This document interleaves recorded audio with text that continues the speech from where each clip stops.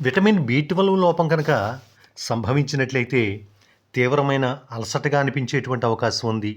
రోజంతా నీరసంగా ఉన్నట్లుగా అనిపించవచ్చు. అలాగే నిస్త్రాణగా అనిపించవచ్చు. కొంచెం పని చేసినా కూడా అలసిపోయినట్లుగా అనిపించటం, శక్తి లేనట్లుగా అనిపించటం, ఇటువంటి లక్షణాలు ఉండవచ్చు. అలాగే కొంతమందిలో చేతులు కాళ్ళలు తిమ్మిర్లు అనిపించడం, సూదులు గుచ్చినట్లుగా ఉండటం, జలదిరింపుగా ఉండటం, మొద్దుబారినట్లుగా ఉండటం వంటి లక్షణాలు కూడా ఉండే అవకాశం ఉంది.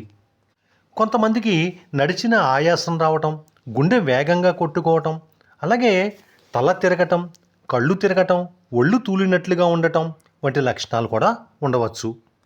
కొంతమందికి నాలుక పూత, మంట, తిమ్మిరిగా ఉండటం, నాలుక ఎర్రగా ఉండటం, అలాగే ఆకలి మందగించటం వంటి లక్షణాలు కూడా ఉంటాయి.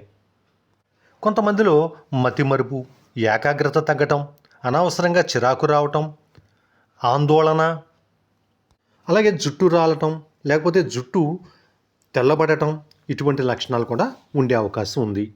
చర్మం కాంతిహీనంగా ఉండటం, పాలిపోయినట్లుగా ఉండటం వంటి లక్షణాలు కూడా కొంతమందిలో కనపడవచ్చు.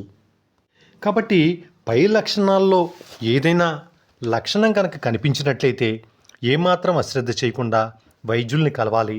విటమిన్ బి12 పరీక్ష చేయించుకోవాలి. మాంసాహారం భుజించే వారికి ఈ విటమిన్ బి12 మటన్ ద్వారా, చికెన్ ద్వారా, చేపల ద్వారా, అలాగే లివర్ ద్వారా, గుడ్ల ద్వారా లభించేటువంటి అవకాశం ఉంది. ఇక శాకాహారులకైతే పాలు ద్వారా, పెరుగు ద్వారా, పన్నీరు ద్వారా, అలాగే కొన్ని రకాల చిరుధాన్యాలు లేకపోతే తృణధాన్యాల ద్వారా లభించేటువంటి అవకాశం ఉంది. బి12 లోపం ఉంది అని వైద్యులు కనుక నిర్ధారించినట్లయితే చక్కటి చికిత్స అందజేస్తారు.